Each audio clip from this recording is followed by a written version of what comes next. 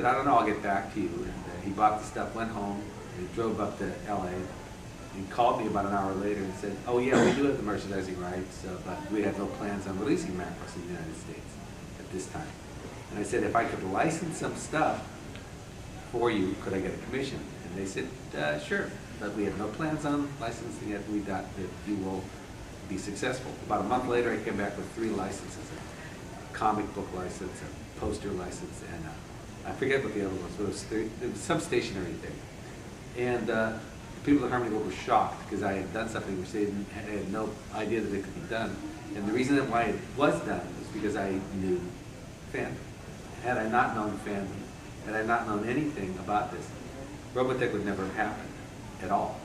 They had, at the time, produced a pilot for Mospita, and I included that on one of the AVD discs. Yeah.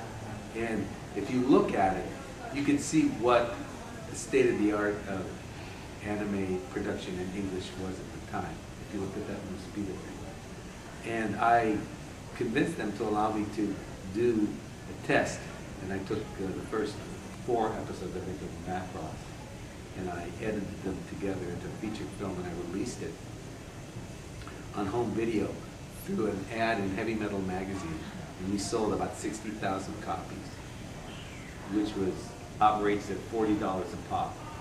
So, and this is when the home video was new. I mean, at the time of doing this was probably 1984, I think, that we did this. Only maybe 20% of all American households even had video cassette players. So it was a very, there was no internet, there was nothing. You know, so I had worked with the Heavy Metal people for years as a journalist and as a co-producer on some projects and as the marketing promotional coordinator on Heavy Metal animated movie. And they gave us this ad for free. We didn't have to pay for the ad. They gave us a full-page ad. And interestingly enough, one of the things I'm auctioning off today for charity is a package of old Robotech stuff, and in that package is a tear sheet of the original ad that was in Heavy Metal magazine. So you can see the exact ad that was used, and that was the thing that started anime in the United States, that single piece of paper. And the 60,000 guys that bought it was the key thing that sold anime in the United States. And from that simple sale, I was led into the inner workings of Harmony Gold because they knew that something significant was happening. If I could sell 60,000 copies of something that they had no plans on marketing, they were shocked. What I didn't know was they were, while I was doing this Macross pilot thing, they were having backroom discussion with a company called Revell, who used to market model kits in the United States. And Revell had just recently come back from Japan, and they were on a buying spree and picked up a huge number of model kits of a variety of different anime shows in Japan, some of them including Macross. And they put out a product line called Robotech. And this model kit line they thought would benefit by having a television series. And we happened to have, Harmony Gold, happened to have Macross in their product line, in their library, and so they thought that there would be some synergy that they could exploit and turn it into something that would be beneficial for both companies. And so an arrangement was made to have Harmony Gold develop a television series called Robotech, based on the fact that there were model kits in a Revell inventory that were in the Robotech television series. This is the perfect storm of how this all gets together. Well, then I did some research because I was not in television at the time. I was a film guy. I was basically worked for Dino De Laurentiis and Lucas and Ivan Reitman and MGM and a bunch of people. I wasn't really into television. So the first thing I did was started to do my research, and I realized that in syndication television you needed a minimum of 65 episodes of programming to get on the air, because this was at a time that the original production of animation for TV was very new. And the only thing that had been produced new for TV at the time was He-Man and the Masters of the Universe. And it was a big success.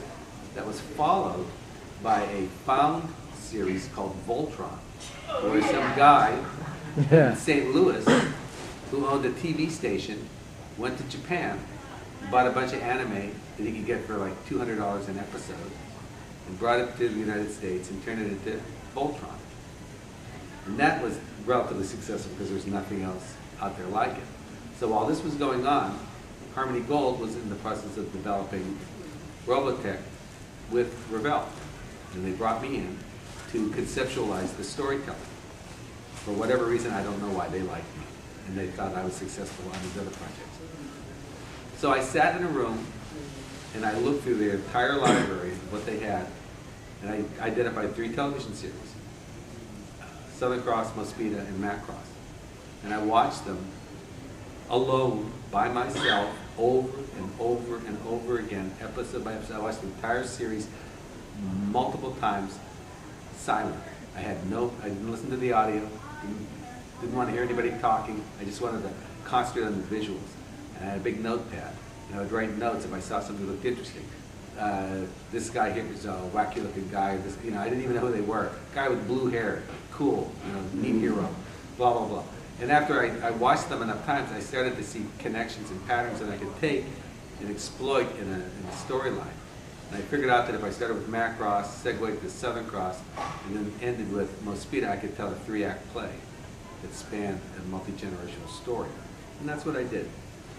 And in the process of doing that, we started to get a production team together: writers, actors, musicians, and it came together really fast for whatever reason.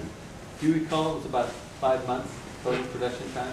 Something like that. Yeah. Pretty intense 5 months. Yeah, it was outrageous. So I'm working on this thing, and all of a sudden we get a green light, and they say it's a go and start. So we just started, and there were 8 writers, myself, Ahmed Agrama, who was the producer that was in charge of the Intersound aspect of the Harmony Gold family of businesses. And Ahmed was confident that I knew what I was doing, and we just started rolling on this program. And we produced 85 episodes in about, I think, less than 5 months, actually. Very, very fast. And we were having studios day and night, and multiple studios happening day and night. So there were maybe 4 studios in the day and 4 studios at night, cranking out episode after episode after episode of Robotech to hit a schedule. And it was almost like a subconscious thing where serendipity plays a role, where the actors were at the top of their game because they were finally given something that they could sink their teeth into. See, my theory was I respected everybody's point of view, and I allowed everyone to do what they could do best. If I was some egomaniac, I'd say, well, I'm going to act every role, but I can't do that. So I trusted the people in charge to find really good actors, which they did. I trusted the writers to take what I had conceptualized and translate it into a functional story. I knew nothing about ADR at the time because nobody really knew anything about ADR. But the one thing I was convinced about was that I was not going to do it the way it had been done in the past, which was 5 guys sitting in a room with microphones and each guy acting on cue while they watched a cartoon. No quality control. So if Joe was good and Bob was lousy, and every time Bob would talk, he would stop the production and have to cue back and do it over again, Joe would get pissed off, and ultimately Joe wouldn't be acting as good as he acted when he started, and Bob never got good. So you ended up settling for what was okay. And that's how most ADR was done. Well, it wasn't even ADR, that's how most dubbing was done back then. ADR stands for Automated Dialogue Replacement. And the word automated was the key factor because what it did was it allowed you the opportunity to take a single actor in a single booth and record 1 character at a time. But by having 4 studios, I could record 4 characters at a time, doing 4 different scenes. Then I could switch everybody around. So if Tony laid a track down in Studio A, then Edie Merman, who was playing Miria, could listen to